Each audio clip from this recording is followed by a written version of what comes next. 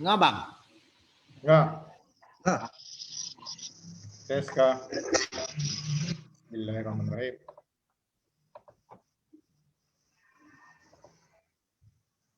Tidak nih.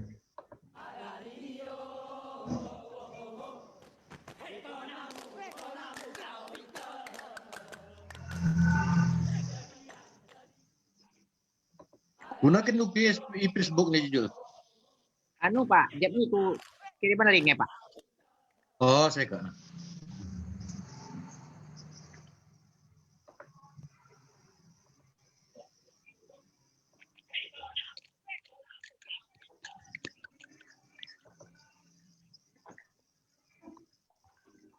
Gunakan Facebook nih Jul. Anu Pak, jadi itu kiriman linknya Pak. Oh, saya.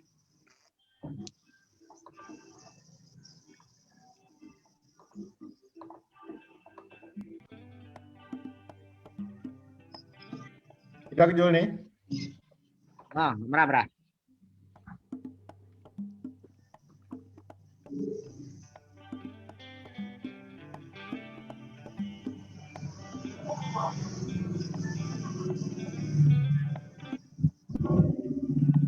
Amin, live ke Facebook ya Bang? Cek Kak. Kayak mana nih live loh? Yang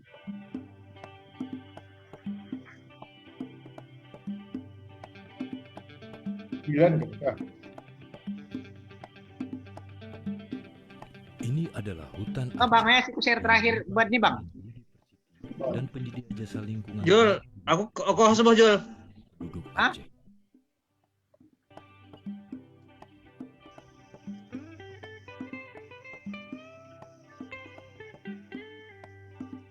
Ini ngasih nyamuk nih. Jara Jul. Arah Bang? Jara. Enggak. Siku share terakhir Bang. Di grup.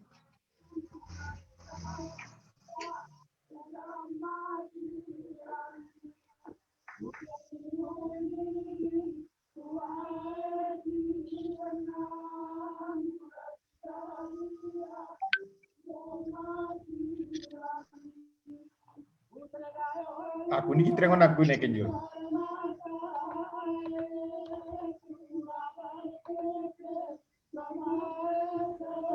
Nah. Aku mayun. Mayun. Program Kampung Iklim di Kabupaten Jaya Luar kita mulai pada tahun 2018.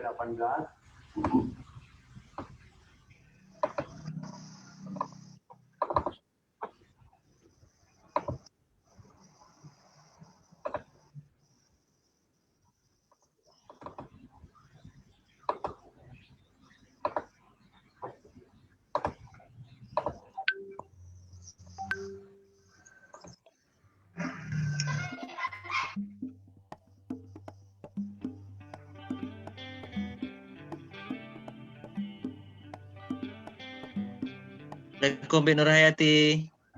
Assalamualaikum Bu Nur. Bu Nur Hayati kan.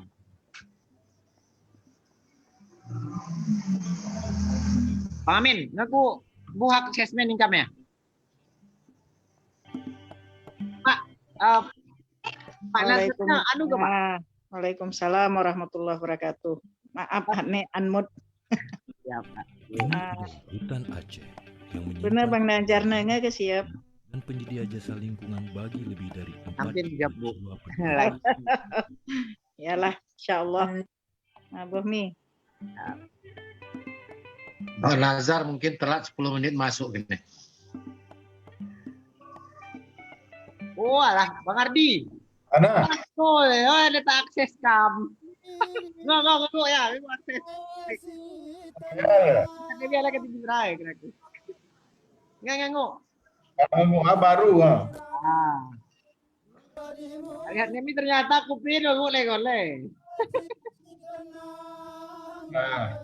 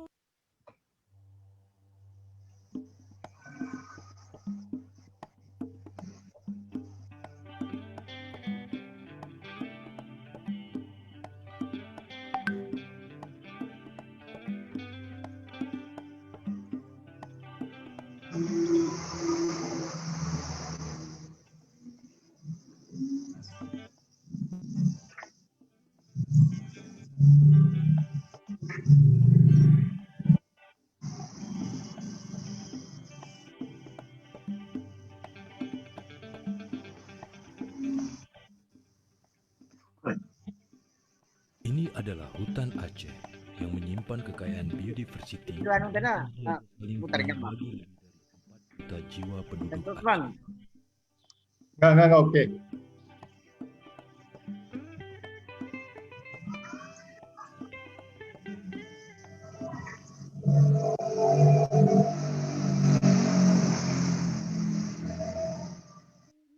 Diri kuai si tenang gura di dadiang kujam masih rami gura di muniri kuai si tenang gura di dadiang kujam masih rami hutan gayo luas sumber mata air kurang berpikir kemana terbang Yuhui. melestarikan sumbernya di hulu sampai anak cucu harus kita jaga. Program Kampung Iklim di Kabupaten Gayo Luas Dan dengan hasilnya kita melanjutkan kembali, kita terus berbenah. Terus berbenah supaya lebih baik lagi, dan alhamdulillah dengan kerja keras kita, dengan kerjasama kita antara anggota kelompok dengan Dinas Lingkungan Hidup Kabupaten, dan pada tahun 2020 ini kita mendapatkan piagam penghargaan itu dari Kementerian Lingkungan Hidup, itu piagam penghargaan proklim tingkat utama. Kami berkomitmen akan menjaga sumber mata air dengan cara melakukan penanaman ataupun penghijauan dan berusaha untuk mencegah penebangan hutan di wilayah Kampung Tetinggi ini. Dan kami dari Desa Kampung Tetinggi akan mengalokasikan dana desa untuk melajukan program proklim sebagaimana sudah tertuang dalam Perbuk Gayo Luas. Desa dapat menganggarkan minimal 50 juta per tahunnya untuk Di, Ardi, untuk Oya Kepeliti nah narasumbernya. Pak Kepeliti. Anak muda nih. Ini nih. Karena narasumbernya teh. Oh ya. Oya Kepeliti. Mana oh ya. Oh ya Kepeliti. Ada narasumbernya.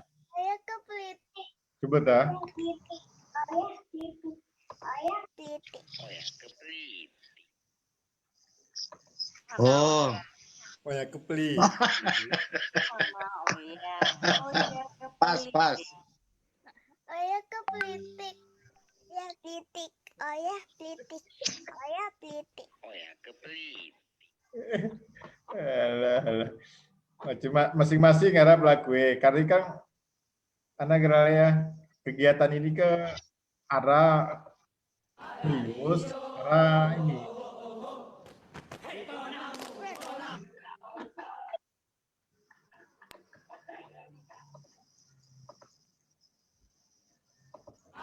Masuk ke mana aja? Ini pian ngemayu nih 5. Ngeran. Idarat nyala.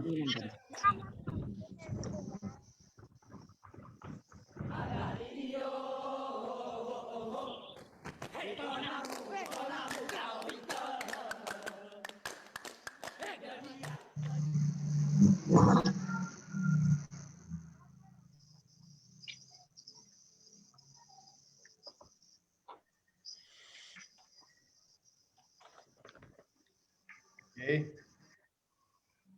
Assalamualaikum Ali.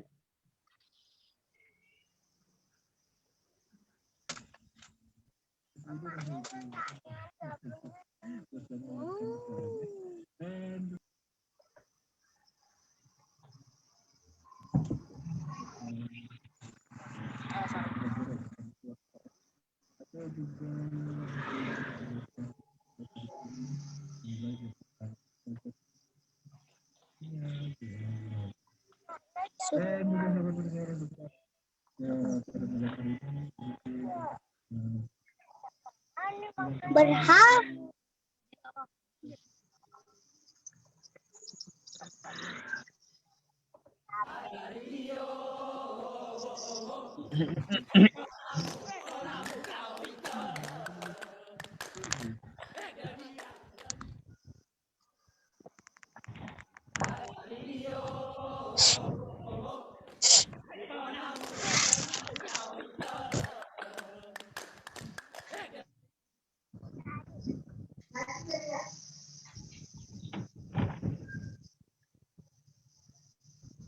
Bu Sidik, anak kabar?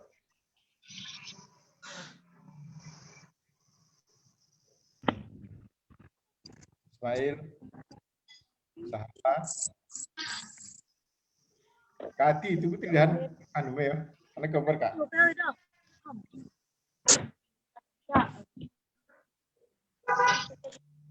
Jero. Assalamualaikum nih. Ini kan mantap acara mana nih. Partisipannya perlu tambah. Kita partisipannya memang sengaja tiki Kak. Jadi Banyak naik. Facebook Kak, 3D tengah tuhin. Oke ngaruh. Demi gayu. Was dia 4 atau 5 Bu. Barai udah oke nonton 1000 coba. Apa karena Ya. Masalah untuk gayu luas ngaruh. Gak ada Kak, dua anak kira. Kadang sinyalnya jarak Kak. Jul, Bang Nazarno usah laporan ke hidup pemirsa di Facebook urum Zoom.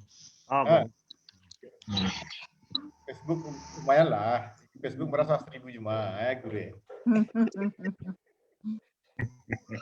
Harus laporan kayak gitu semangat nih pora. Masif ya ke Pak. Hah? Di masif ya. Viralan ya.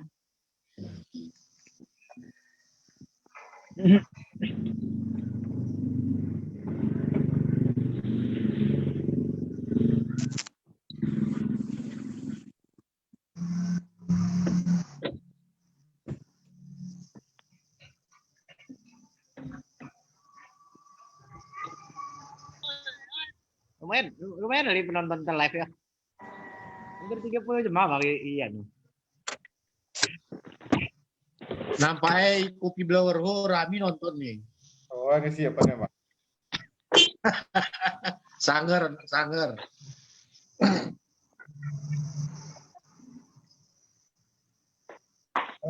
Tridahan video me kati tridahi di Facebook. Segera kita tridahi Facebook Kak.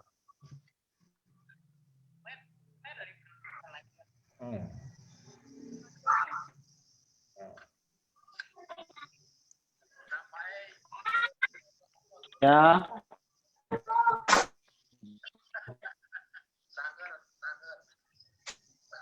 Bang Amin, udah jadi kita nunggu ya. Maksudnya pengantar karena di Bu Nureti, Pak Bun, Bang Ardi mau kira gak? Sudah nampin anu nah. Udah Bang. Oh, cocok. Oke. Bisa begitu kan nih? Jam 8.27. Assalamualaikum warahmatullahi wabarakatuh. Jematul Sri dan Pura Tabelit nih. Waalaikumsalam. Apa kabar Bang? Alhamdulillah. Kampek nih i jarak rantua teber.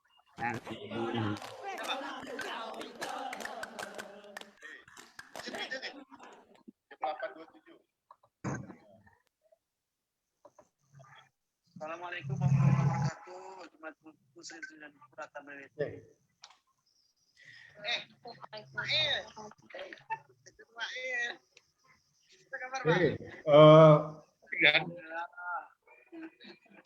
Para pemirsa, para pemerhati ke Komite Nasional Pemuda Gayo Luas di seluruh Indonesia, dari Sabang sampai Merauke, kemudian kebetulan ada anggota kita di Belanda juga ada, di Jepang juga ada, kemudian di beberapa negara yang lain juga ada. pemuda Gayo Luas itu sudah banyak sekali tersebar di seluruh dunia. Jadi Komite Nasional Pemuda Gayo Luas ini sebenarnya sarana bagi pemuda ya untuk saling berkomunikasi ya, saling bahu-membahu untuk memajukan para pemuda ya, para pemuda dari Sabang sampai Merauke, dan Komite Nasional Pemuda ini dibentuk atas dasar kepedulian kita bersama untuk negeri kita. Jadi kita punya 2 acara utamanya, acara mingguan ya. Kemudian kalau hari ini kebetulan acara khusus ya untuk Bang Najar. Ya, keharapan kita ingin lihat apa pandangan beliau tentang Gayo Luas. Jadi kita itu kecil ya, tetapi small but it's beautiful ya. Kecil tapi cantik ya. Kita itu berada di Loser, paru-paru dunia. Jadi sambil menunggu Bang Najar, kita coba menggali beberapa informasi yang bisa kita sampaikan kepada para pemirsa pendengar di Facebook Live ya. Kemudian Komite Nasional Pemuda Gayo Luas ini berusaha menyatukan visi misi dalam hal sebagai sebagai wadah berkomunikasi para pemuda di seluruh Indonesia. Utamanya memang tim yang ikut di dalam kegiatan ini adalah para pejuang-pejuang kita yang lagi kuliah ya, dari Malang, kemudian Surabaya, Semarang, Jakarta, Lampung, Banda Aceh, Medan, dan sebagainya. Jadi inilah kira-kira perkenalan awal dari Komite Nasional Pemuda Gayo Luas. Dan harapannya ya saling bahu-membahu. Kemudian ada 2 acara besar sebenarnya kegiatan ini ya. Pertama memang acara kita hari ini memang acara khusus kita ingin melihat mantan wakil gubernur kita, pandangan dia terhadap negeri kita Gayo Luas yang penghasil kopi, loser, dan pemilik tari saman ya. Yang kedua, kita sebenarnya ada acara Rabuan ya. Acara Rabuan itu sebenarnya acara sederhana ya. Temanya memang Oyak Kepelitik ya. Oyak Kepelitik ini sebenarnya bukan acara terlalu serius ya, semi serius, tapi itu untuk mengarahkan kita itu saling berkomunikasi bagaimana berpikir secara sederhana ya, tapi bermanfaat untuk kepedulian kita terhadap negeri kita. Yang kedua, acara Jumat malam ya. Jumat malam itu tentang pembangunan ya. Jadi tentang pembangunan. Jadi kita akan panggil para ahli-ahli yang peduli terhadap negeri kita, yang sudah pernah menulis kah, sudah pernah berpikir dengan kritis tetap terhadap negeri kita. Jadi Jumat malam acara pembangunan ya, kita cari ahli-ahlinya, akan bicarakan pendidikan. Kemudian banyak sekali ide-ide dari para pemuda dan para senior kita yang akan kita bicarakan. Jadi kita ada acara setiap Jumat malam dan Rabu malam. Tetapi hari ini spesial acara ya. Spesial acara, kita masih menunggu Bang Najar di jalan. Jadi acaranya adalah ini.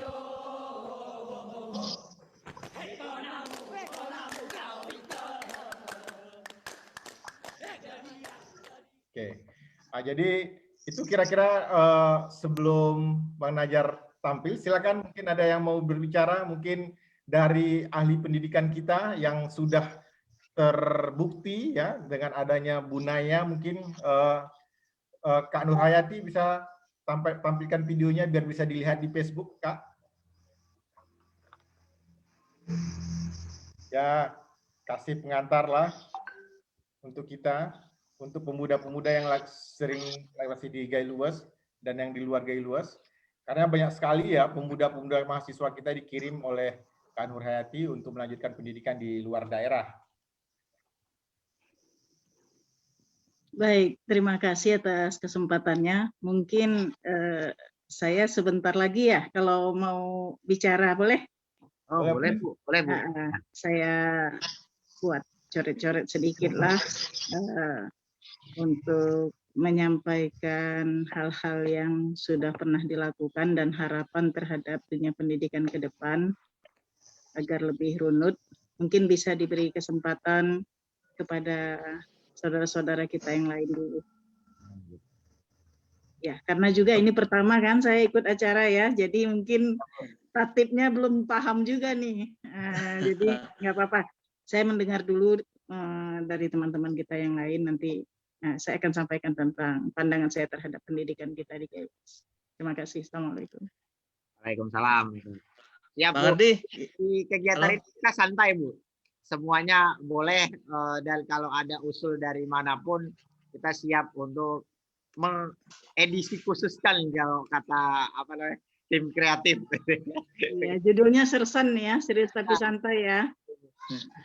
Kita ada 2 rutin, Bu, yang seperti yang disampaikan Bang Ardi tadi. Setiap Rabu malam itu ada Oya Kepelitik.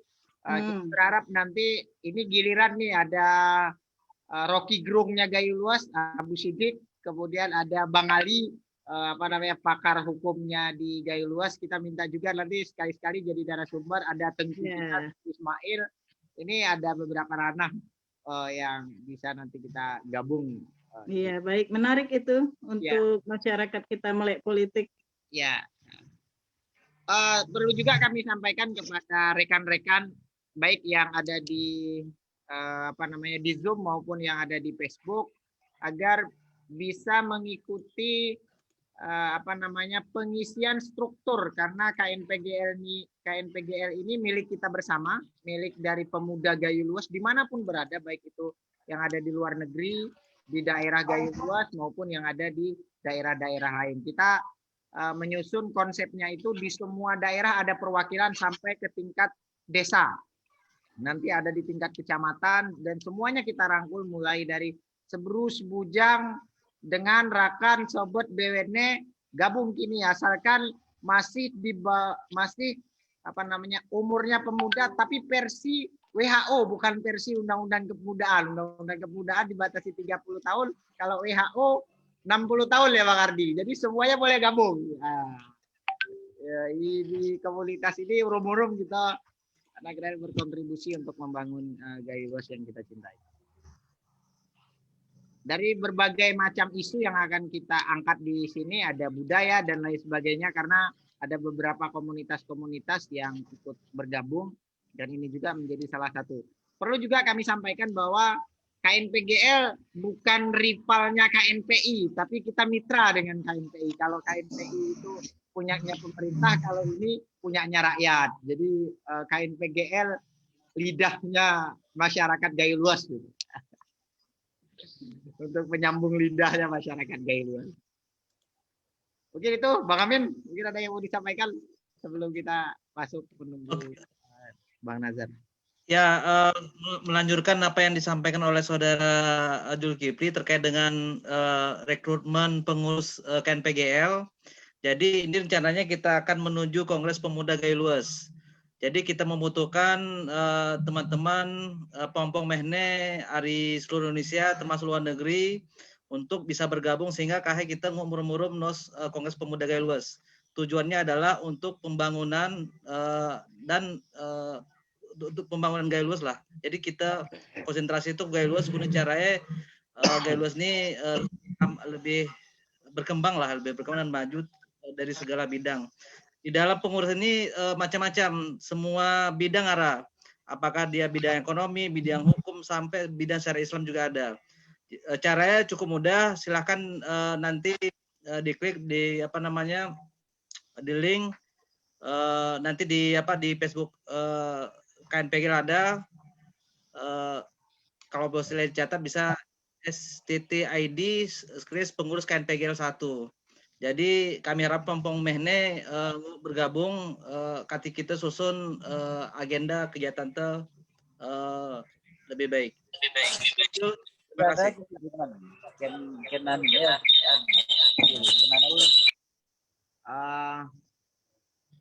Ini kita tayangkan iklan dari rekrutmen pengurus KNPGL Komite Nasional Pemuda GAILUS. Itu bisa di WhatsApp 089617437365 atau selalu dipantau Facebook Serinan GAILUS dan atau KNPGL Komite Nasional Pemuda GAILUS, itu fanpage-nya.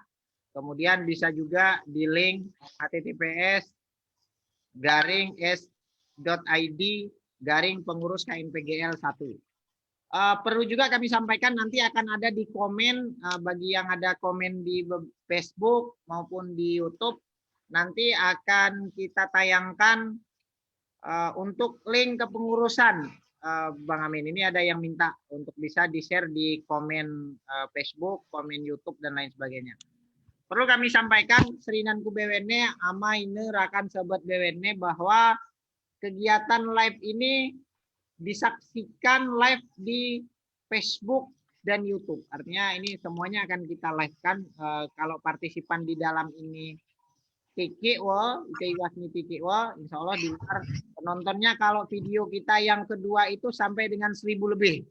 Hari ini saya lihat yang melek sampai dengan saat ini sudah melebihi 50 yang di luar. Nah, ini sebuah gerakan biasanya setiap kali rilis itu bisa sampai 1.500 yang menonton. Selamat datang Ketua Gempar. Ketua Gempar. Nah, ini Ketua Gempar siap menjadi narasumber di tayangan kedua Waya Keplitik. Margi. Bang Riki ini kita duetan dulu Bang Alia nih kayak Bang Ardi. Oh ya kejudulnya kelam nih lah. Ya, ramu bilang gitu ya Keplitik ya. Keplitik.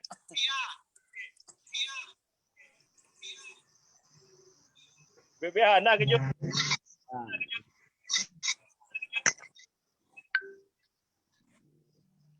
Penting rami dan kontribusi. Coba, kira Ketua Gempar.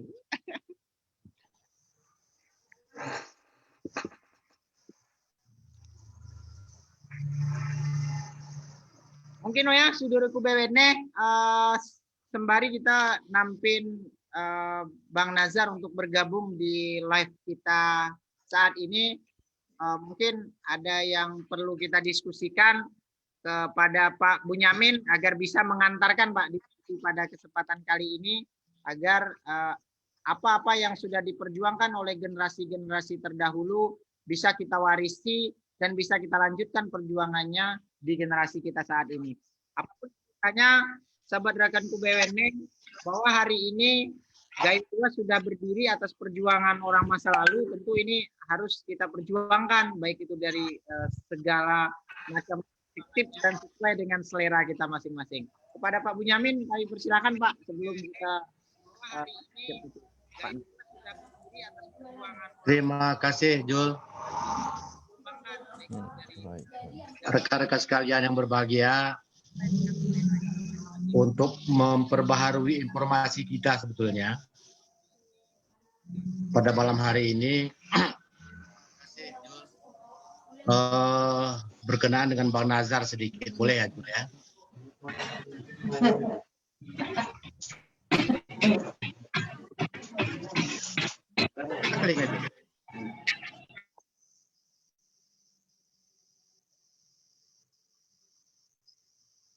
Lanjut Pak.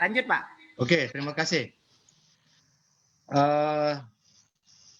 Situasi politik di Aceh pada keseluruhan mungkin untuk memperbaharui informasi kita bahwa periode 2017-2022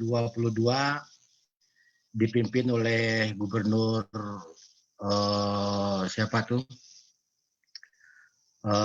Bang Irwandi yang berpasangan dengan Pak Nova Iriansah. Karena tersandung kasus, maka sekarang yang menjadi Gubernur Aceh adalah Pak Nova Iriansah. Pada masa sisa-sisa kepemimpinan mereka mungkin sekitar 2 tahun lebih lagi, sekarang ini sedang diperebutkan siapa yang menjadi wakil Gubernur Aceh.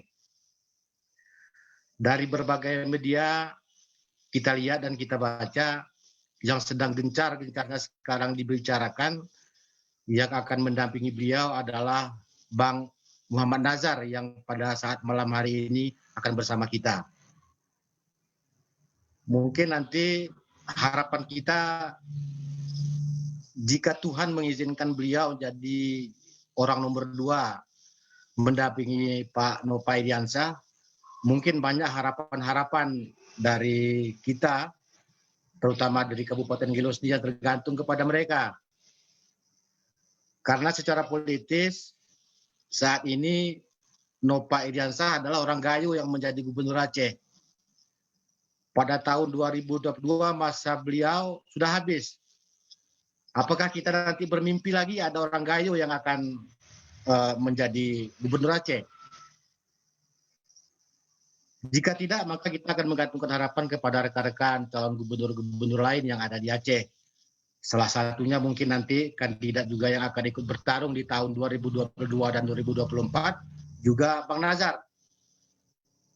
Apa salahnya kalau dari sekarang kita coba, mana tahu Tuhan mengizinkan beliau, kita bisa menggantungkan sedikit harapan kepada beliau nanti untuk Kabupaten Gayo-Luas. Itu harapan kita sebetulnya. Mudah-mudahan nanti akan kita dengarkan apa juga apa sebenarnya pemikiran-pemikiran beliau yang bisa dituangkan untuk membangun Gayo-Luas ke depan. Mungkin itu saja sebagai pengantar dari saya, Jul. Mudah-mudahan tadi saya di-WA oleh Bang Nazar, beliau terlambat sekitar 10 menit karena sedang berada di jalan. Sebentar lagi beliau masuk, kita akan langsung berdialog dengan Bang Nazar. Demikian pengantar dari saya, Jul. Terima kasih. Terima kasih Pak Benyamin yang sudah menyampaikan. Perlu juga kami sampaikan Serinan Sobat dengan Raka BWN bahwa hari ini kita live di Facebook dan YouTube KNPGL Gayo-Luas. Perlu juga kami mengulangi kembali bahwa KNPGL ini tidak memiliki kepentingan politik, tetapi memiliki kepentingan politik semua golongan. Kalau tidak memiliki tidak mungkin, karena kita itu makan pun bagian dari politik, karena politik itu adalah cara. Nah, akhirnya kita mengakomodir semua kepentingan politik, mulai dimaukan kentua burpaluh belum. Nah, ini tempat KNPGL, karena KNPGL ini dari kita untuk kita, dan kita no CP. Kira kebanget. Kita lo CP dan kita rawat EP. Nah, harapannya Sudiru BWD bahwa perlu kami informasikan dan selalu pemirsa-pemirsa yang setia penonton KNPGL, kita ada 2 agenda rutin perlu kami ulangi, yaitu setiap hari Rebu malam jam 8 sampai dengan jam 22.30 itu ada dengan tema Oya Kepelitik. Ya cerita guru-guru tentang politik. Kahe Bang Burhan Fes biar segar kita tahu untuk jadi narasumber bahwa kita bangsa Birin, mehne kita urung-urung, cara mencerdaskan politik, cara hari jarak jauh. Nah ini karena cukup video kita yang kemarin sudah ditonton hampir lebih dari 1.000 jemaah.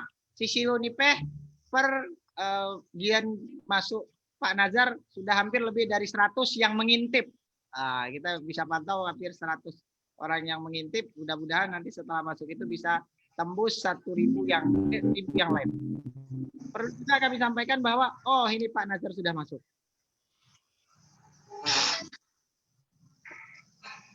Dia kita namanya. Pak Nazar. Makmur Jaya ya? Enggak masuk Pak Nazar. Assalamualaikum Bang Nazar. Pak Wagub.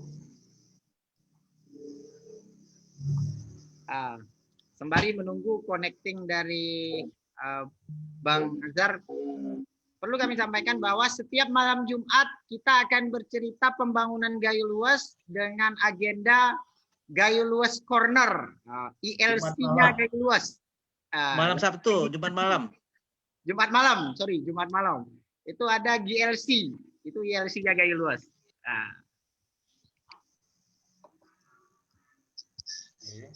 Assalamualaikum, Bang Nazar. Waalaikumsalam. Alhamdulillah. Saya belum bisa melihat gambarnya. Sinyal. Iya. Masuk dulu. Iya. Kameranya mungkin belum kebuka. Ya. Alhamdulillah. Assalamualaikum warahmatullahi wabarakatuh. Waalaikumsalam warahmatullahi wabarakatuh. Sehat Bang? Wabarakatuh. Sehat, alhamdulillah. Mudah-mudahan di Gayo Luwes sehat dan aman juga dari pandemi COVID. Itu yang paling penting. Assalamualaikum Bang Najar, mewakili kaum perempuan nih. Waalaikumsalam, Kak Nur. Apa kabar? Alhamdulillah. Jilbab dan baju Bang Najar sepertinya kita seragam nih. Nuansanya sama. Ya, tapi kita tidak musyawarah baju tadi seragam berat. Iya, berarti dari Tuhan. Iya. Mudah-mudahan pertanda yang baik ini. Amin. Amin ya rabbal alamin. Siap, Bang. Kita bisa mulai ya, Bang Nazar? Bisa. Bisa ya. Bismillahirrahmanirrahim. Assalamualaikum warahmatullahi wabarakatuh. Waalaikumsalam. Waalaikumsalam wabarakatuh. Yang kami hormati Bang Najar sebagai narasumber di edisi khusus KNPGL online yang live di Facebook. Puji syukur kehadirat Allah Subhanahu wa taala, Bapak Ibu sekalian, Serinan, sobat rekan BWN, bahwa hari ini kita bisa berkumpul di media online untuk mendiskusikan hal-hal yang produktif dan konstruktif. Nah, ini harapannya nanti kita bisa dapat advice dari Bang Nazar itu banyak terhadap pandangan-pandangannya terhadap gaya luas dan bagaimana terhadap kepemimpinan yang baik, apakah regenerasi kepemimpinan itu dibutuhkan. Kita minta nanti beberapa pandangan dari Bang Nazar. Begitu juga nanti ada di sini perlu kami sampaikan Bang Nazar bahwa ada beberapa tokoh yang bergabung di live ini. Ada Alhamdulillah. Kanda Dr. Ardi Aji sekarang di Sekretariat Wakil Presiden Republik Indonesia. Nah, kemudian Nur Hayati yang kita tahu semua bahwa tokoh pendidikan Gayo Luas. Ada Pak Bunyamin yang salah satu tokoh pendiri Kabupaten Gayo Luas yang masih hidup, Bapak Ibu sekalian. Karena kemarin kita sudah Alhamdulillah. Inspirasi yang banyak. Kemudian ada tokoh-tokoh yang lain, ada Bang Burhan, ada Ketua Gempar, ada beberapa tokoh yang lain yang tidak bisa saya sebutkan satu persatu. Baik, rekan-rekan sekalian yang kami hormati, perlu juga kami informasikan kepada Bang Nazar bahwa yang live ini yang di dalam partisipasinya hanya 26, tapi yang nonton di luar ada 1.000 orang, Bang. Alhamdulillah, alhamdulillah. Dari kegiatan edisi khusus ini itu dengan Bang Nazar terhadap ide-ide pembangunan Gayo Luas. Mungkin perlu kami sampaikan juga kepada Bang Nazar bahwa KNPGL ini kami dirikan itu dari kita untuk pembangunan Gayo Luas yang digagas oleh pemuda-pemuda Gayo Luas. Harapannya untuk bisa memberikan kontribusi terhadap pembangunan Gayo Luas. Ada 2 agenda rutin online kita, Bang. Kalau bisa nanti bisa mampir di Serinan Gayo Luas untuk live. Yang pertama setiap Rabu malam itu ada agenda Oya Kepliti, Bang. Jadi kita tentang politik, Bang. Nah, kalau bisa mengikuti jejak Bang Nazar itu menggantikan menjadi wakil gubernur nantinya. Amin, amin. Kemudian ada setiap Jumat malam itu agendanya terkait tentang Gayo Luas Corner. Gantinya Bang, kan ILC sekarang dibubarkan, kita buat ILC baru yaitu Gayo Luas Corner. Iya. Gayo Luas Corner. Sebagai informasi yang bisa kami sampaikan, kita mulai diskusi, Bang, terkait dengan apa pandangan dari Bang Nazar ketika mendengar kata Gayo Luas, Bang, yang kabupaten yang 2 terbawah lahirnya, karena yang paling bungsu itu Bener Meriah, kemudian ada Gayo Luas beserta rekan-rekannya yang lain. Itu, Bang. Ya, terima kasih. Tentu ada banyak hal yang impresif yang terkesan bagi saya tentang Gayo Luas. Yang pertama sekali, secara politik juga, saya dulu menang dengan Pak Irwandi di Pilkada 2006, itu Gayo Luas salah satu daerah yang menang kita. Dan perlu diketahui oleh masyarakat Gayo Luas, itu dana otonomi khusus salah satu yang paling banyak porsinya ke Gayo Luas, karena variabelnya bukan sekedar masalah karena kita menang dulu di situ, tetapi memang daerah tersebut perlu dibangun dengan kerumitan tipologi areanya pegunungan dan tidak punya pelabuhan, dan dia membutuhkan kepada tetangga-tetangganya nanti ke pesisir. Makanya strategi pembangunan Gayo Luwes itu menuntut pemerintahan setempat yang baik, yang mampu bukan hanya membuat program yang lokalis, tetapi dia harus terintegrasi dengan tetangganya, terutama dengan Tengah Tenggara, dan kemudian aksesnya ke masa depan adalah ke wilayah pesisir di pantai utara Aceh dan pantai timur Aceh. Dan itu sudah kita mulai bangun dulu dengan Pak Irwandi, rintisan jalan yang akan menuju ke sana dari Aceh Timur, Pining, Lukup, dan lain-lain. Itu salah satu strategi ekonomi. Tetapi yang paling menarik Gayo Luwes ini adalah dia adalah kontributor seni budaya yang paling penting untuk dunia. Dan saya adalah orang yang memulai mempromosikan dulu tari saman ini menembus ke UNESCO, dan itu tidak mudah. Waktu pertama saya ajak bupati setempat, waktu itu dulu Pak Ibnu Hashim dan kawan-kawan kabupaten lain Aceh Tengah. Jadi tidak mudah saya yakinkan, sehingga saya mengadakan festival Saman Semalam Suntuk itu saya gunakan dana pribadi. Yang penting itu terpromosi dulu, dan kemudian untuk risetnya juga kita biayai, dan akhirnya baru masuk ke Pemda dan kemudian sampai ke Kementerian Kebudayaan di Jakarta, akhirnya ditetapkan di Bali oleh UNESCO, dan saya terlibat. Dan juga saya diundang ketika penerimaan penghargaan tersebut. Hal lain, secara ekonomi, Gayo Luwes ini walaupun dia tidak punya laut, tetapi sumber daya alamnya sebenarnya cukup berpotensi. Waktu saya dulu coba ingin merintis pengembangan serai dan juga kalau tidak salah tembakau.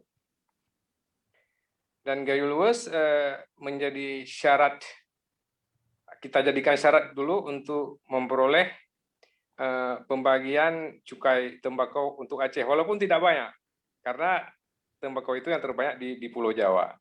Dan Aceh karena Gayo Luwes dapat juga dia cukai tembakau walaupun tidak besar ya. Itu dia. Berikutnya pada masa saya dulu kan Universitas Syahkuala cabang Gayo Luwes itu kita yang coba rintis.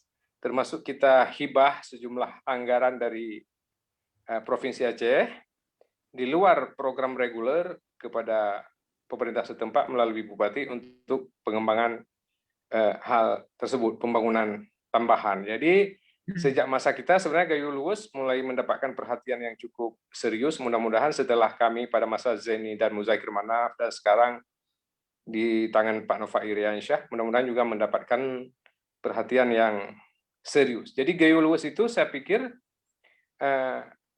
dari sekarang dia harus mengintegrasikan konsepnya juga dengan tetangga-tetangganya Aceh Tenggara dan juga Aceh Tengah, Bener Meriah, kalau ke arah pesisir tentu ke Aceh Timur dan Pantai Utara, termasuk Tamiang. Nanti dia akan terintegrasi, terutama dengan rintisan jalan yang kita bangun sekarang, yang sekarang dilanjutkan kalau saya tidak salah dengan sejumlah proyek multi-years, itu paling banyak ke Tengah Tenggara, Pantai Timur, Aceh, dan Utara Aceh ke Tengah dan Gayo Luwes. Itu paling besar menyerap dana. Dan ketika nanti selesai jalan tol, itu dia akan lebih nempel, akan lebih dekat juga ke kaki pegunungan Gayo Luwes yang berbatasan dengan Aceh Tamiang.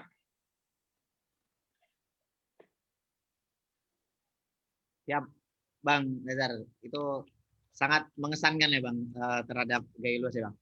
Ngomong-ngomong, sangat mengesankan dan bahkan saya waktu itu untuk urusan pembangunan acara pramuka provinsi kita adakan di situ, bahkan ya banyak kesan, mulai dari kesan biasa secara sambutannya yang begitu baik hingga masyarakatnya yang kritis. Waktu itu pernah terjadi aksi menuntut Provinsi Allah, juga kita sambut dan kita yakinkan dengan positif. Kenapa itu belum bisa?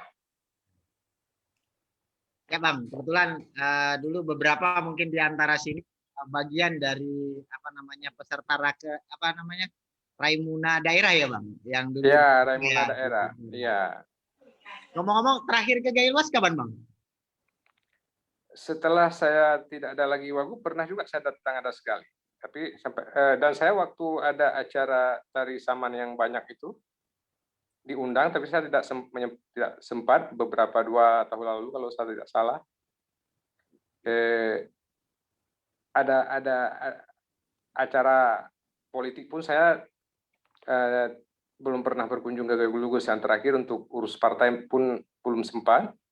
Dan saya sudah berkomunikasi dengan kawan di sana. Memang ingin sekali dan ingin menginap di Gayluas dengan suasananya yang setengah-setengah Eropa kalau dari sisi udara, kan begitu?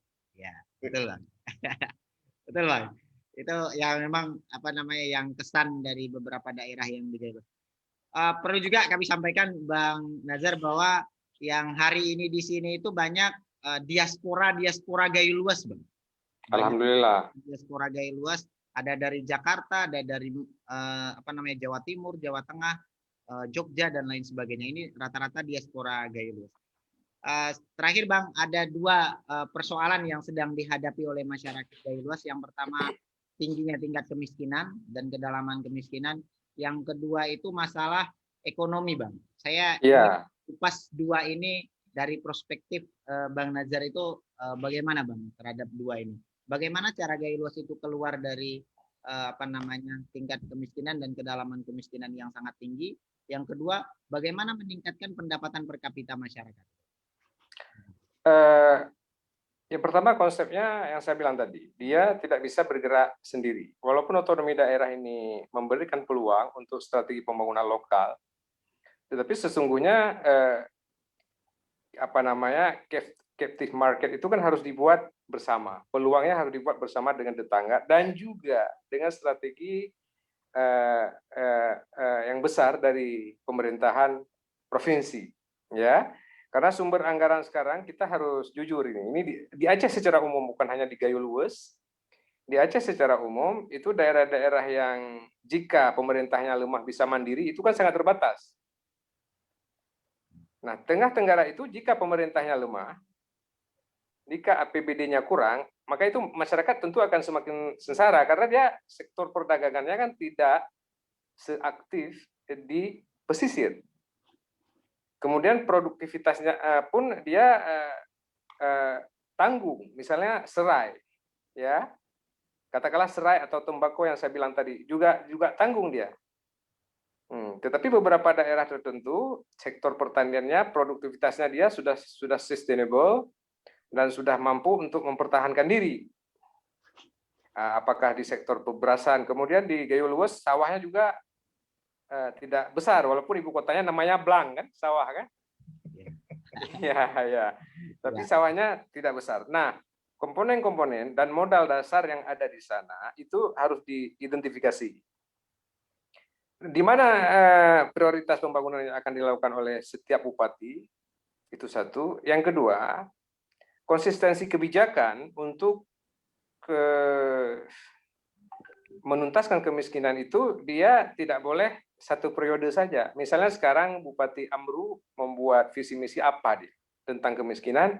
Jika itu bagus dan cocok, maka itu untuk bupati berikutnya juga harus diterapkan. Tapi kalau tidak juga harus dirubah, dicocokkan kembali. Jadi untuk menuntaskan kemiskinan kan yang paling pertama itu ya identifikasi modal dasar yang ada di lokasi setempat, kemudian perubahan kultur birokrasi cara mengurus uang, apakah project oriented, berorientasi hanya sekedar proyek supaya dapat fee dan segala macam, atau memang punya visi yang lebih kuat yang berlaku untuk jangka menengah dan jangka panjang, begitu.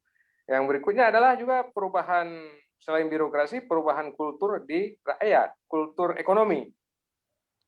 Jadi dari masyarakat yang konsumtif menjadi kultur ekonomi. Dan pemerintah dalam hal ini adalah menjadi fasilitator. membuat jalan, membuat infrastruktur ekonomi seperti jalan yang saya sebutkan tadi. Dan kemudian pada saat yang sama juga sektor pendidikan yang harus difokuskan, misalnya harus lebih banyak SMK. Kalau semuanya ingin jadi pemikir, katakanlah walaupun itu sarjana kan tidak akan jalan juga. Nanti tidak ada yang bekerja secara teknis yang dididik secara ahli. Nah, maka kita harus belajar banyak dari negara-negara yang maju dengan cepat, walaupun dia dalam keadaan perang bisa maju atau habis perang. Misalnya Korea Selatan, Jerman, Jepang itu menerapkan sistem pendidikan yang sangat ketat begitu mereka selesai perang, karena sumber daya itu menjadi kekuatan terbesar, walaupun orang tidak memiliki sumber daya alam yang sangat kuat. Jadi itu bisa menjadi solusi. Intinya bahwa masalah kemiskinan itu, mentalitas kemiskinan sosial dan kemiskinan moral juga harus dituntaskan. Jadi dan itu tidak akan selesai hanya sekedar dengan bantuan hibah, dan tidak akan selesai dengan sekedar melayani, memberikan bantuan misalnya kepada ormas supaya diam, kepada OKP, kepada LSM, kepada memberikan sedekah kepada tokoh-tokoh tertentu, itu tidak bisa menuntaskan keadaan. Jadi saya kira memang harus ada konsep. Dan Gayo Luwes ini kan tokoh-tokoh diasporanya juga banyak, yang ada yang guru besar, ada yang doktor, master dan sebagainya, banyak di luar. Aktivis-aktivis pun yang kritis banyak. Jadi itu menjadi penting. Kalau bicara modal sejarah udah lebih kan, dan itu termasuk kerajaan tertua di Aceh, Linge itu yang di kawasan Gayo Luwes pertama, dan ada kaitannya dengan kerajaan Perlak. Jadi sudah cukup modalnya, mulai dari modal sosial historik, sosial culture, kebudayaan, kemudian alamnya besar, luas, dan Gayo Luwes itu kan daratannya dia terluas di Aceh. Dia bersama Aceh Timur. Bersama Aceh Timur dia terluas, makanya masa kita dulu kita coba ini ke Gayo Luwes, kita float anggaran besar ukurannya. Jadi tidak lagi kita berbicara misalnya gubernur ini dari daerah mana ke daerahnya harus besar, tidak bicara itu. Jadi memang variabel kejujuran dalam mengidentifikasi dan mengukur kebutuhan setempat menjadi penting. Dan saya kira ke depan siapapun bupatinya atau gubernurnya di Aceh memang harus memiliki visi misi yang baik dan kemudian bisa mengintegrasikan supaya dia tidak terpisah-terpisah. Dan ini kita dalam waktu dekat kan mungkin 3-4 tahun ke depan sudah selesai tol yang dibangun oleh pemerintah secara nasional, kemudian provinsi juga dengan dana otonomi khusus membangun infrastruktur yang banyak ke arah Gayo Luwes. Pada saat yang sama, pemerintah daerah harus mampu membagi tugas dengan provinsi. Ini provinsi membangun ini. Nah, gubernur harus panggil bupati, ini Gayo Luwes mau bangun apa. Jadi harus ada presentasi yang ketat saya kira terhadap setiap program daerah ke provinsi. Harus ada pertanggungjawaban supaya dana otonomi khusus itu yang lahir dari kompromi pergerakan dulu, kita menuntut referendum, orang Aceh menuntut merdeka termasuk di Gayo Luwes, maka lahirlah otonomi khusus. Jadi kita tidak mungkin lupa itu. Dan sekarang bisa dinikmati oleh siapapun, walaupun dulu ada yang anti gerakan merdeka, ada yang anti gerakan referendum sirah, tetapi otonomi khusus itu lahir dari situ. Siapapun sekarang pemimpinnya, gubernurnya, bupatinya, camatnya, semuanya bisa mengelola dan memanfaatkan itu. Nah, saya kira ini menjadi hal-hal yang harus kita lihat begitu. Siap, Bang. Saya tergelitik tadi ketika kita bicara tentang bagaimana mengoptimalkan APBK atau anggaran pendapatan belanja kabupaten itu. Saya melihat bahwa postur APBK Gayo Luwes itu masih mengandalkan dari anggaran penyertaan. Jadi dari baik itu hibah dari provinsi, dana dan lain sebagainya. Saya ingin menanyakan kepada Bang Nazar, bagaimana upaya Gayo Luwes yang dengan keterbatasan anggaran yang sangat minim ini penggalian potensi mana untuk meningkatkan PAD, Bang. Sehingga suatu saat kalau kita melihat regulasi itu, dana otonomi khusus itu kan akan berhenti di beberapa tahun ke depan. Nah, saya mengukur kemampuan PAD Gayo Luas yang sangat kecil ini, ketika otonomi khusus itu berhenti, kemudian biaya-biaya lain ini yang akan berhenti nanti, ini akan berdampak terhadap pembangunan Gayo Luas. Sebelum nanti kita berdialog tentang generasi muda dan regenerasi kepemimpinan, Bang. Tapi ini dulu, itu dengan bagaimana cara untuk meningkatkan pendapatan. Kalau nanti ada proses regenerasi kepemimpinan, kita sudah ada tips dari Bang Nazar. Saya kira tetap kembali ke potensi lokal, tetapi dia harus diarahkan lebih modern. Termasuk view dan pemandangan di Gayo Luas itu kan bisa dikomersilkan, bisa dikapitalkan. Bahkan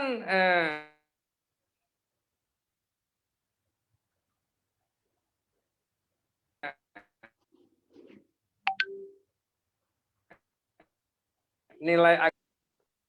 Nah, jadi dia halo? Halo, Bang. Ya, masuk, Bang. Ya, jadi itu potensi alamnya bisa dikapitalkan tanpa harus merusak lingkungan. Nah, maka saya sebut tadi dia harus bekerja sama dengan tetangga, karena orang akan naik dari arah Birun ke Gayo Luas lewat Aceh Tengah. Orang Pidi, orang Banda Aceh akan datang ke Gayo Luas lewat Birun, lewat Aceh Tengah. Dan sebaliknya nanti lewat Aceh Tenggara. Kalau sudah selesai jalan-jalan baru itu mungkin ke Tamiang, ke Kuala Simpang bisa lebih dekat ya. Nah, itu modal ke depan. Tetapi dari sekarang itu harus disiapkan.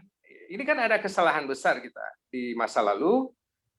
Misalnya dalam pembebasan lahan, pemimpin-pemimpin masa lalu ketika lahannya mudah kan tidak dibebasin untuk jangka panjang. Yang penting untuk kebutuhan tahun itu saja. Nah, ya itu yang beda. Nah, jadi mulai sekarang itu hal-hal seperti itu harus dirubah, harus untuk jangka panjang. Nah, potensi Gayo Luas itu yang saya bilang tadi, misalnya industri serai, itu diidentifikasi oleh Pemda. Apakah itu bisa dikembangkan secara industri atau tidak, atau tanggung? Nah, kalau memungkinkan, lahannya sangat luas, maka itu harus menjadi program serius, dan itu lebih menguntungkan rakyat. Daripada bicara industri emas, industri minyak, itu yang tidak langsung dapat disentuh dengan tangan rakyat.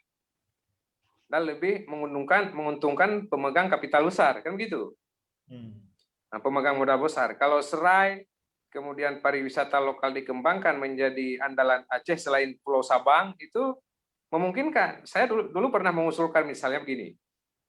Mulai dari perbatasan Juli, Birun ke arah Gayo Luas, misalnya kiri kanan jalan ditanam bunga 20 meter lebarnya, luas areanya, misalnya.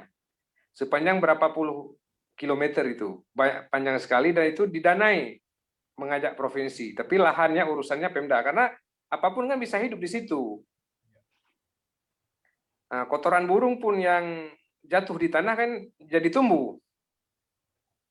Nah, itu akan menjadi misalnya daerah pariwisata baru. Orang akan menikmati bunga sepanjang puluhan kilometer, itu misalnya. Kemudian agroindustri. Kita sekarang kan serba tanggung, termasuk di Aceh Tengah. Serba tanggung. Nah, jadi saya pikir harus fokus. Harus fokus supaya menjadi PAD. Karena sekarang PAD kan cuma dari plat mobil. Dan Aceh bukan hanya daerah, provinsi pun PAD-nya belum dapat diandalkan, karena industri di Aceh tidak mungkin tumbuh sangat cepat, karena juga akan dipengaruhi oleh kultur cara beragama. Agama itu tidak salah, agama Islam itu justru agama yang mendorong jual beli, ada nilai kapitalisme di dalamnya, ada nilai sosialisme, zakat, sedekah, bagaimana cara memodali. Tetapi persoalannya ketika perilaku penganutnya, orang muslimnya bukan Islamnya, itu bisa menjadi alat provokasi untuk orang untuk takut kepada Aceh. Nah, ini saya pikir menjadi hal yang perlu dilihat secara jujur dan terbuka. Jadi menurut saya pertama dia disusun konsep ideal. setelah kita susun konsep ideal, misalnya A, B, C, D, ada serai, ada rencana pariwisata besar-besaran untuk orang menikmati pegunungan, kemudian akan banyak nanti tumbuh properti milik rakyat, tempat kos, tempat menikmati pemandangan, dan lain-lain. Nah, itu dibuat secara detail dan ideal, lalu yang mampu dipraktekkan misalnya dalam periode 5 tahun pertama apa, berikutnya apa, harus ada seperti itu menurut saya. Siap, Bang. Terima kasih tips-tips beberapa tadi. Yang pertama itu bagaimana kita memanfaatkan potensi daerah, kemudian melakukan pemetaan base research agar bisa dan membumi ya, Bang. Ya, dan membumi. Bang, tadi saya kembali ke yang awal tadi, bahwa syarat terhadap kemajuan daerah itu kalau dari versi Bang Nazar itu ada konsistensi kebijakan, kemudian adanya visi pembangunan yang sustainable, kemudian memiliki sosial kapital yang sangat tinggi. Saya kira kalau yang pertama ini cukup banyak untuk gaya luas, Bang, karena mulai dari guru besar sampai dengan orang yang tidak sekolah ada, Bang. Mulai dari, sama dengan daerah lain ya. Sampai orang yang tidak bisa baca tulis itu banyak di gaya luas. Nah, untuk itu, Bang, tapi yang dua ini yang kita tidak bisa menemukannya, yaitu konsistensi kebijakan sama visi pembangunan yang sustainable. Hari ini banyak, Bang, banjir ada di mana-mana. Kalau jalan Kerikit tempatnya Bang Burhanuddin itu sekarang banjir, Bang. Kalau musim hujan 1 hari saja itu sudah mulai longsor tanahnya. Di gunung sudah banjir ya? Ya, betul, Bang. Nah, kami ingin melayakan, Bang, karena nanti kalau urusan pendidikan akan kita tanyakan dan keberlanjutannya nanti di sesi tanya jawab. Ingin menanyakan terhadap untuk bisa mewujudkan visi pembangunan yang sustainable itu terhadap apa namanya, Bang, regenerasi kepemimpinan daerah itu bagaimana pandangan Bang Nazar? Kemudian yang kedua, apakah ada peluang generasi muda? Karena kita berkaca kepada daerah-daerah yang maju, kemudian Trenggale, beberapa daerah yang maju itu ada Bogor, itu ada Bandung, ada Kota Semarang. Kepemimpinan itu diisi oleh kalangan muda. Iya. Hari ini di Aceh khususnya, saya melihat, karena kami melihat dari luar itu, generasi atau kepemimpinan yang memiliki regenerasi kepemudaan itu sangat kecil. Ini kita melihat pandangan bahwa di kedua sisi ini. Ya, bicara tentang kepemimpinan anak-anak muda, orang muda, sekarang definisi pemuda dalam kesepakatan WHO, World Health Organization, PBB, adalah yang di bawah 60 tahun. Dan itu peraturan WHO, tetapi di Indonesia pernah dibatasi yang dianggap anak muda itu pemuda di bawah 40 tahun. Nah, yang pertama, secara legal dan yuridis formal, sejak era reformasi dan sejak adanya pemilu langsung, baik pilpres maupun pemilihan hingga ke kabupaten kota, bahkan ke Gusyi, itu nilai konstitusinya, undang-undangnya kan sudah membuka peluang untuk anak muda dengan persyaratan umur yang semakin membolehkan orang muda. Nah, termasuk dalam undang-undang pemerintahan Aceh sendiri. Sebenarnya Aceh itu merintis pemilihan serentak pertama masa era kami menang dengan Pak Irwandi di 2006. Sekaligus masa itu paling banyak pasangan bupati wali kota yang muda, yang kebetulan waktu itu orang-orang aktivis SIRA dan jaringan SIRA yang jadi, cuma mungkin bukan di Gayo Luwes. Misalnya saya sendiri dulu menjadi wakil gubernur di usia 33 tahun, termuda di Indonesia. Kemudian di Aceh Timur juga sama, wakil bupati yang dari aktivis SIRA itu hampir tidak cukup umur, pas 30 sebagai syarat. Kemudian wali kota dan wakil wali kota Sabang juga sekitar 33, segenerasi dengan saya di Aceh Barat juga sama. Sebenarnya sudah kita mulai. Tetapi berikutnya, pilkada periode berikutnya mulai merubah peta lagi. Dan yang 2017 yang lalu juga berubah lagi. menjadi menurun. Nah, ini kan sayang, rintisannya sudah kami bangun dulu. Rintisannya sudah kami bangun, dan saya termasuk yang merintis dan mendorong untuk hal itu. Dan kita malah kan mengalahkan orang-orang yang paling senior, yang sudah pensiunan jenderal, umur 60-70, secara mutlak. Nah, itu bisa dilihat. Jadi artinya secara undang-undang dan politik, peluang dunia sekarang memang dibentuk untuk generasi muda. Itu satu. Yang kedua, dilemanya adalah karena demokrasinya tumbuh dan dipahami sebagian selalu sangat cepat, tetapi juga dipahami sebagian secara salah, baik oleh elit maupun apalagi oleh rakyat, ini memang menciptakan satu masalah. Tetapi kalau demokrasi tidak dimulai pun lebih besar lagi masalahnya, kan begitu? Nah, demokrasi kan tidak bisa membatasi orang dan keluarga tertentu, harus dari partai tertentu, tidak bisa.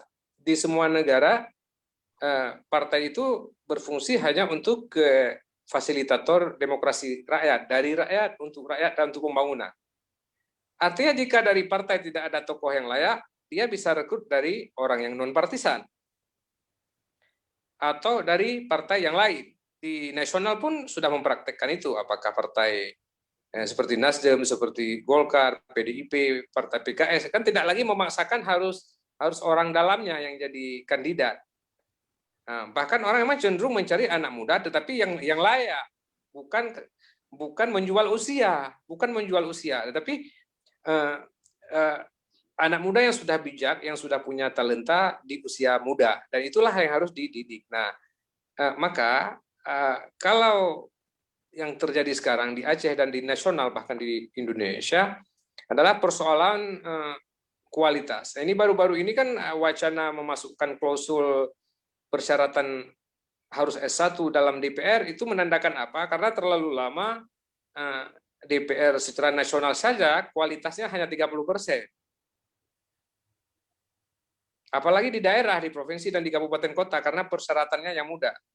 Kalau di eksekutif, mungkin siapapun yang jadi pemimpin, bupati, gubernur, dia akan terbantu dengan para kepala dinas dan jajarannya, eselon 1, 2, 3, dan 4, yang secara rutin dididik, dimagangkan, dilatih untuk tenaga teknis. Nah, ini yang membedakan eksekutif dengan parlemen, karena eksekutif di Indonesia sistemnya kan presidensial, pemegang dan penguasa anggaran, yang memiliki kewenangan lebih berat, lebih kuat daripada legislatif. Artinya kalau DPR tidak setuju kan bisa dibuat peraturan gubernur, peraturan bupati, jadi begitu besar dia kewenangannya. Nah, karena kewenangan besar itu tidak boleh diberikan kepada orang yang salah.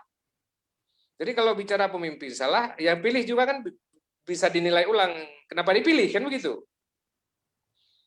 Nah, jadi saya kira mulai sekarang, bukan hanya di Gayo Luwes, di seluruh Aceh itu kita bukan hanya mendidik pemimpin, tetapi juga harus mendidik cara memilih. Mendidik kehidupan sosial demokrasi, bagaimana masyarakat pintar memilih, tidak terjebak dengan kulit, tidak terjebak dengan popularitas. Ini satu persoalan di era demokrasi yang cukup liberal di Indonesia. Ini kan orang karena sudah tahu kelemahan rakyatnya, para elit ini walaupun dia tidak punya kapasitas akan mencari celah strategi supaya dia populer, supaya dia dianggap pahlawan dulu untuk sementara. Nanti setelah jadi baru ketahuan, setelah itu masyarakat menyesal, tapi kan tidak mungkin menurunkan lagi, kan begitu. Nah, jadi maka saya kira itu salah satu dilema dalam demokrasi. Dalam demokrasi yang bebas seperti ini. Ada plus minus dia, tetapi kan itu nggak mungkin dihentikan karena sudah dijadikan bagian daripada sistem negara modern. Nah, ya mau tidak mau memang di luar partai seperti lembaga swadaya masyarakat, yayasan dan sebagainya harus ada banyak yang bergerak mengawasi hal tersebut sehingga potensi melakukan kesalahan menjadi sempit. ruangnya akan terbatas, tidak boleh tertutup. Artinya walaupun Gayo Luwes jauh dari ibu kota provinsi, jauh dari pesisir, dia untuk era sekarang dengan adanya internet, dengan adanya sosial media kan sudah sama saja dengan kota besar. Ya, betul Bang. Salah satu yang kita lakukan hari ini itu memanfaatkan media sosial untuk dari diaspora Gayo Luwes itu untuk pembangunan daerahnya, Bang. Yang salah satu yang kita lakukan hari ini. Ya, jadi itu anak-anak muda harus rajin, dan sejumlah OKP itu harus dibenah ulang, dan itu pemerintah daerah sebenarnya tidak hanya harus memberikan bantuan kepada OKP, tetapi juga ikut membina. Sebenarnya seorang gubernur dan bupati adalah pembina sosial politik di daerah, itu undang-undang. Ya, betul. Siap. Itu undang-undang. Ya. Jadi seorang bupati walaupun dia ketua partai tertentu juga harus ikut memberi advice, memberi teguran, mendidik partai-partai yang lain selama dia berkuasa. Kalau bicara aturan sudah ideal, sudah bagus menurut saya. Tetapi yang namanya pemimpin kan kadang-kadang nilai undang-undangnya kalah dengan nilai pribadi dia. Makanya kalau agama itu kan mendorong orang secara pribadi lebih dominan, yang pertama. Maka Tuhan pun bersumpah demi jiwa kan, wa nafsi wa masawaha, demi jiwa dan apa yang ada di dalamnya. Fa'alhamaha fujuraha wa taqwaha. Dalam jiwa itu ada jalan kebaikan dan kejelekan. Qad aflaha man zakaha, orang yang mampu memperbaiki attitude-nya, mensucikan jiwanya, dia akan sukses. Waqad khaba man dassaha. Kalau dia sebaliknya mengotorinya, maka akan rusak. Nah, itu akan terbawa kemudian di dalam kehidupan jamaah, dalam kehidupan sosial politik. Nah, maka ketika bicara aturan ini, aturan itu juga harus lihat siapa orangnya. Di Eropa pun demikian. Orang tidak dipilih sembarangan karena sekedar keturunan ini, karena dia sekedar populer. Nah, budaya demokrasi itu yang harus dididik, dari mengacu kepada kecerdasan memilih, sehingga anak-anak muda yang cerdas punya peluang. Walaupun usia dia muda, tetapi dia akan dipercayakan oleh masyarakat untuk memimpin. Dan kita senang akan hal itu, dan kita dorong bersama-sama. Apalagi sekarang tidak mesti lewat partai kan, bisa lewat independen, dan tidak boleh takut kalah. Setidak-tidaknya setelah dia maju, dia sudah menjadi tokoh baru, dan dari situ dia harus follow up terus-menerus secara rutin, menjaga diri, maka suatu ketika dia akan hebat. Nah, dalam agama pun kuantitas ibadah yang sangat banyak, tetapi tidak rutin, tidak istiqamah, itu tidak lebih baik daripada jumlah ibadah yang tidak banyak tetapi terus-menerus dilakukan. Nah, kita sebut ya Allah sehari 7 kali tapi rutin selama hidup, dibandingkan menyebut sehari 1000 kali tetapi hanya selama kita hidup. Begitu. Ya, Bang Nazar, tadi luar biasa yang sudah menyampaikan kita bahwa seorang pemuda itu tidak boleh mundur satu langkah pun ya Bang. Ya, poinnya kan itu ya Bang ya. Kita harus tetap tidak maju. tidak boleh. Apalagi keadaannya sekarang normal, damai, semuanya bebas. Kita dulu bergerak dalam keadaan operasi militer, dalam keadaan tekanan, di penjara berkali-kali juga bergerak terus hingga ke luar negeri malah. Ya. Siap, Bang. Terima kasih. Ini luar biasa hari ini kita kalangan muda Gayo Luwes khususnya itu dan para pemuda di seluruh Indonesia dan di seluruh pemuka dunia ini bisa merasakan bahwa seorang pemuda itu harus memiliki gairah, harus memiliki optimisme yang tinggi untuk terus berkontribusi untuk daerah dan kemajuan daerah. Karena kami mendengar Bang Nazar lagi berjuang ini untuk kembali menjadi Aceh 2 ya. Nah, mudah-mudahan kami berdoa Bang dari Gayo Luwes, dari segenap pemuda diaspora masyarakat Gayo Luwes itu mendoakan agar apa yang Bang Nazar perjuangkan bisa terwujud.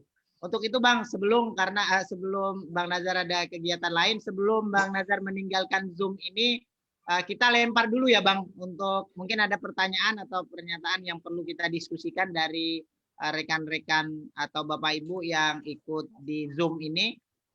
Juga ada beberapa di Facebook yang bisa mengikuti. Monggo kami persilahkan disampaikan di kolom chat atau ada yang mau menyampaikan, kami persilahkan. Dibuka mute-nya saja. Oh, Bu Ati. Oh, yang sudah buka. Kami persilahkan, Bu. Ya. Assalamualaikum warahmatullahi wabarakatuh. Bang Nazar, apa kabar? Salam. Baik, Kak. Alhamdulillah. Alhamdulillah.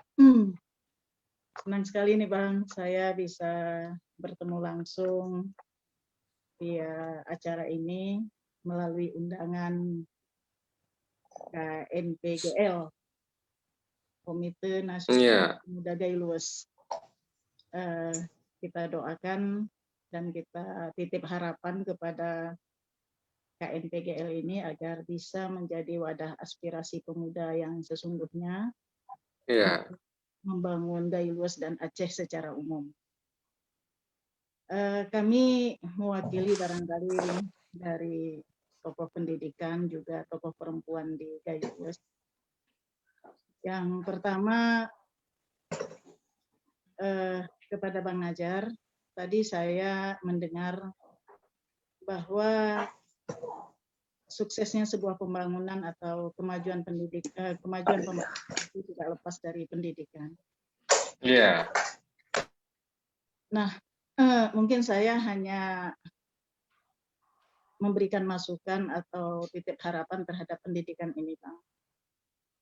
Kita tahu Aceh dengan keistimewaannya, yaitu di bidang agama, pendidikan, adat, dan peran serta ulama, ya, sesuai dengan Undang-Undang Nomor 44 Tahun 99, kita punya 4 keistimewaan yang telah diberikan oleh negara kita.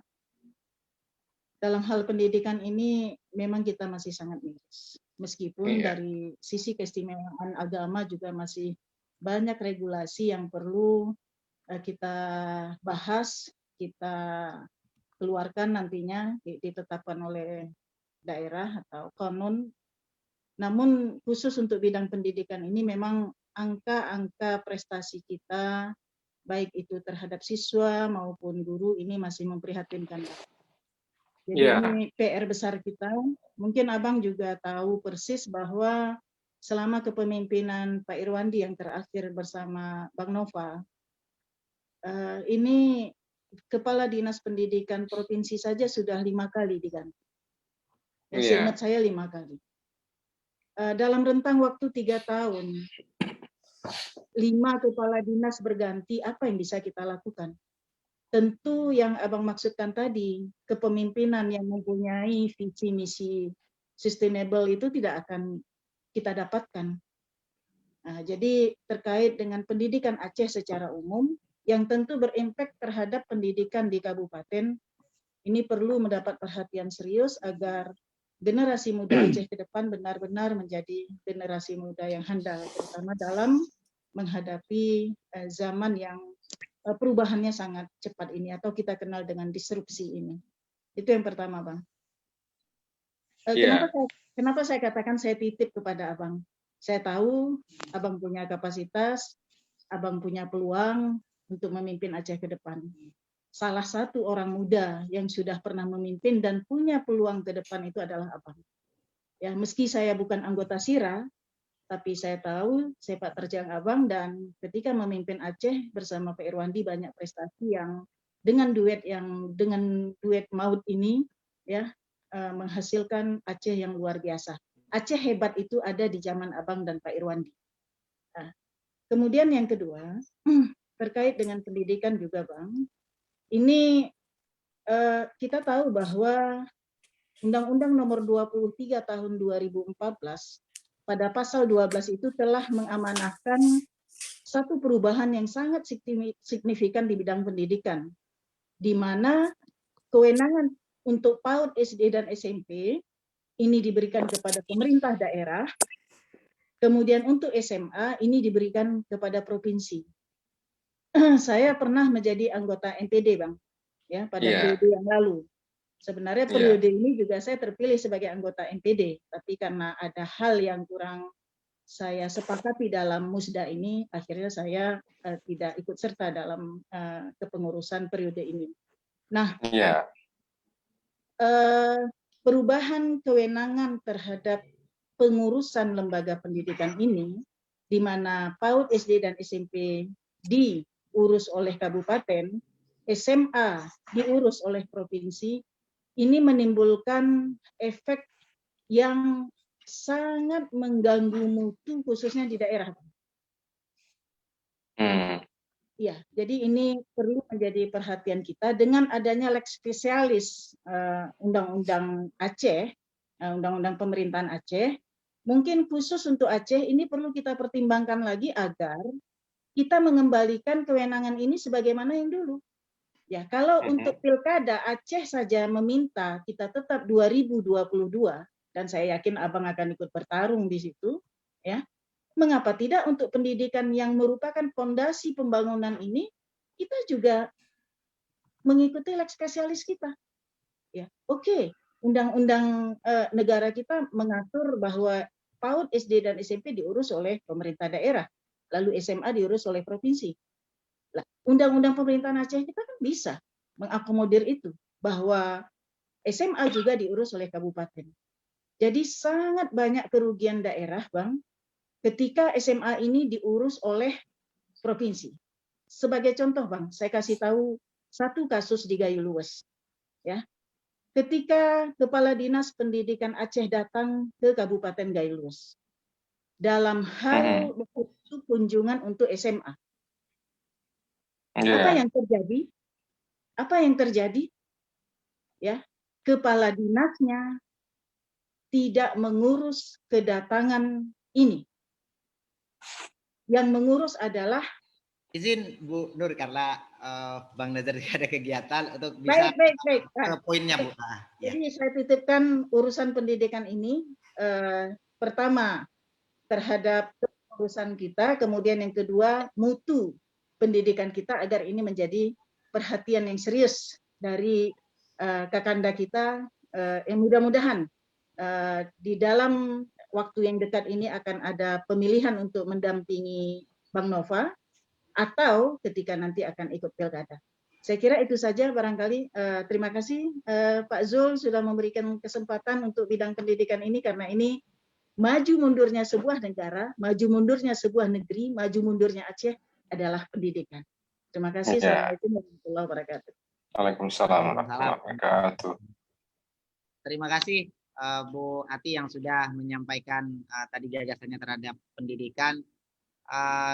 Terakhir Bang Nazar, kami mendoakan sekali lagi semoga apa yang diperjuangkan hari ini bisa terwujud beberapa hari ke depan, bisa tersampaikan. Mungkin dari Pak Bunyamin, sahabatnya Bang Nazar ini, satu perjuangan dan selasip, Pak. Iya. Ya, selasip ini. Senasib. Baik, persilakan Pak Bun, mungkin 1-2 menit Pak, menyampaikan Pak. Terima kasih. Saya tidak akan berbicara panjang. Saya hanya ingin mendoakan rekan saya ini dapat berhasil perjuangannya di masa yang akan datang. Hanya itu saja. Doa dari Gayo Luwes. Ya, amin. Terima kasih Pak Bunyamin. Terakhir Bang Nazar, kami minta satu closing statement. Yang kedua, berikan satu kalimat inspiratif untuk pemuda Gayo Luwes dan diaspora Gayo Luwes, Bang. Kami persilakan, Bang.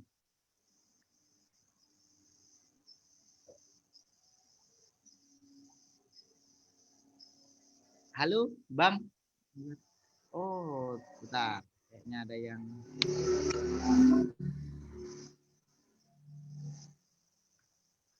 bentar. Kayaknya gangguan. Assalamualaikum Bang Nazar. Ya, maaf. Oh, siap Bang.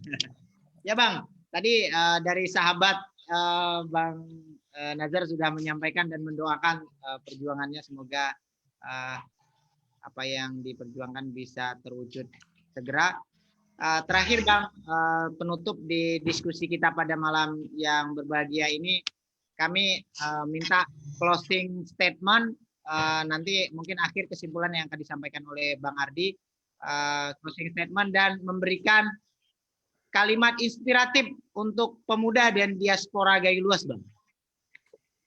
Ya, saya pertama ingin sampaikan, dan ini sudah berkali-kali, kalau saya secara pribadi, mudah-mudahan bermanfaat untuk siapapun, bahwa kita harus punya satu ideologi bersama sesungguhnya di Aceh ini, yaitu masa depan adalah sejarah. Masa lalu itu, dia itu cermin nilai, guru, dan pengalaman. Masa lalu itu ada trauma di dalamnya, ada kesalahan, ada konflik, ada perang, ada bencana, dan juga ada masa keemasan. Nah, jadi kita tidak boleh trauma, juga tidak boleh romantis,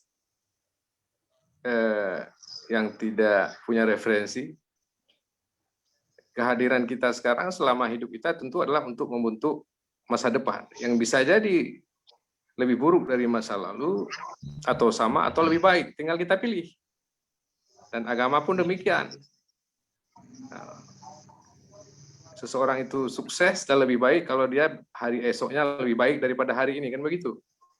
Dan juga wal tanzur nafsun ma qaddamat ligat. Lihatlah masa lalu itu untuk masa depan, itu pertama. Yang kedua, diaspora itu penyebaran setiap warga kita Aceh keluar, apakah orang pesisir, orang kita di Tanah Gayo, itu harus berkualitas. Ada hal yang kita harus belajar banyak juga dari strategi diaspora yang dilakukan orang-orang Yahudi, bukan agamanya, bukan agama yang kita ikuti, tapi caranya. Mereka punya jumlah yang sedikit, tetapi dapat mengalahkan bangsa Arab yang Muslim dan kita semua yang Muslim, yang jumlah kita lebih besar dari mereka. Kenapa? Karena diaspora mereka salah satunya adalah dilakukan secara sangat berkualitas. Kalau mereka berdagang keluar daerah, itu bukan hanya berdagang, tetapi ada visi misi pendidikan, sosial, politik, ekonomi yang mereka lakukan. Dan mereka bisa menguasai daerah setempat, walaupun mereka asalnya dari luar. Nah, beberapa orang kita dari Gayo Luas sudah menunjukkan diaspora yang berkualitas, termasuk dulu siapa namanya Pak Hamid yang pernah menjadi bupati di Malang di Jawa Timur, kemudian menjadi wakil gubernur, itu diaspora yang berkualitas. Dan itu harus dibangun dari segi semua sektor, tidak mesti birokrat.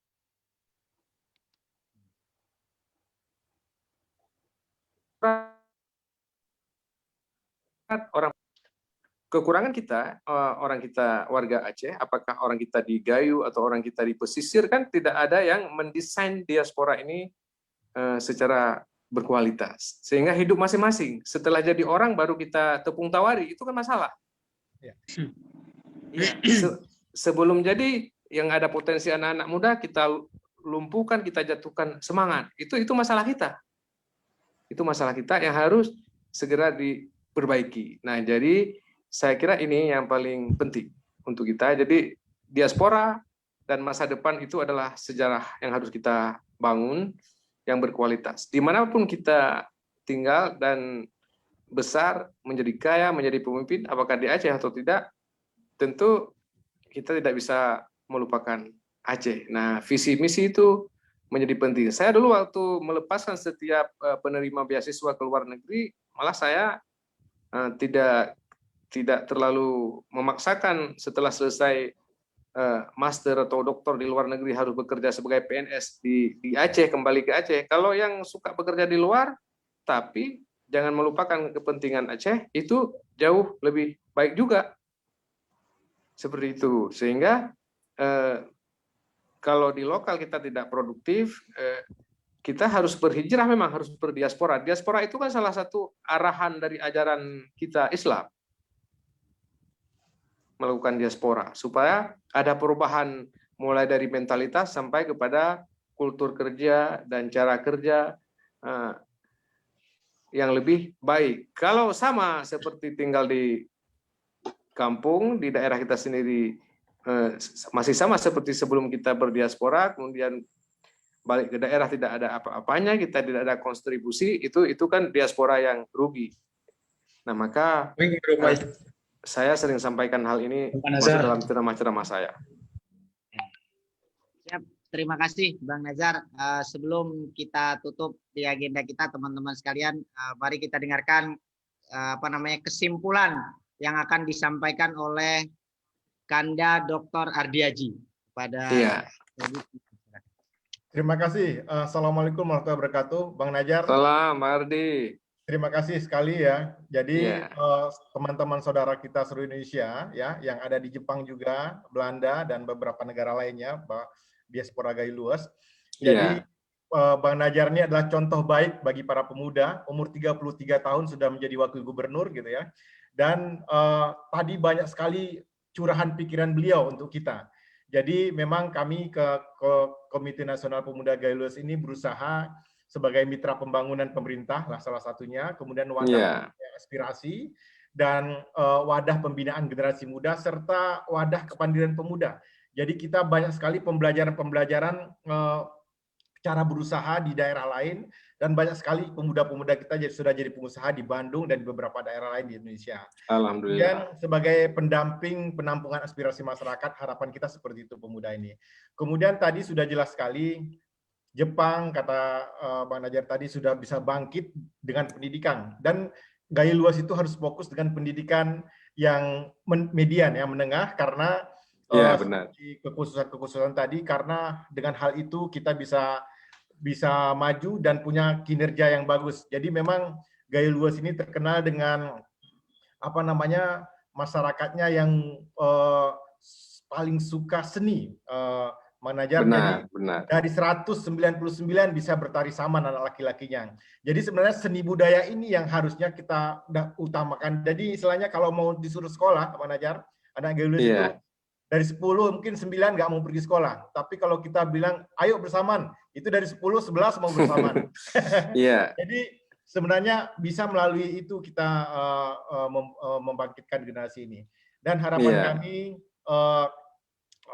cita-cita Bang Najar tercapai juga, dan kita butuh perhatian karena memang kita ya daerah-daerah lain di Aceh ya, Gayo Luas itu adalah Papuanya. Walaupun saat ini dari Gayo Luas lah asalnya, diaspora Gayo Luas asalnya Gubernur Aceh Bang Nova. Dan mudah-mudahan Bang Najar mungkin ke depan tetap memperhatikan kita, dan memang kita ini anak bungsu, dan bungsunya itu juga sudah termiskin di Aceh, juga keadaannya itu mungkin dari sisi infrastruktur sangat sulit, dan mudah-mudahan ke depan itu sudah terselesaikan dengan cita-cita Bang Najar sebelumnya.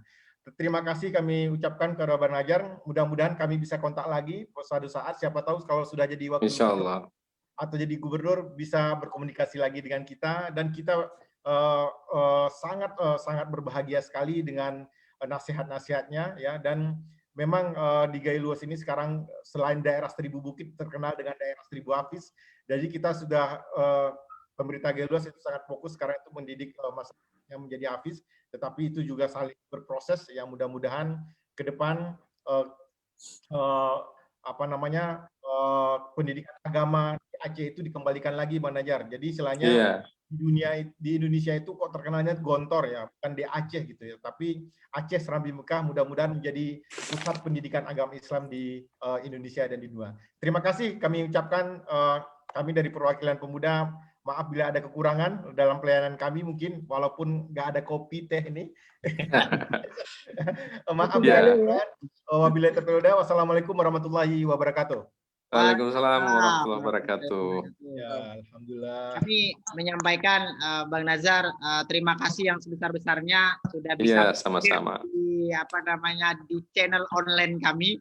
Tapi ini insya Allah bermanfaat untuk pemuda khususnya Gayo Luas, umumnya pemuda Aceh. Terima kasih atas kesempatannya. Mungkin Bang Nazar ada kegiatan lain, sekali lagi kami ucapkan terima kasih.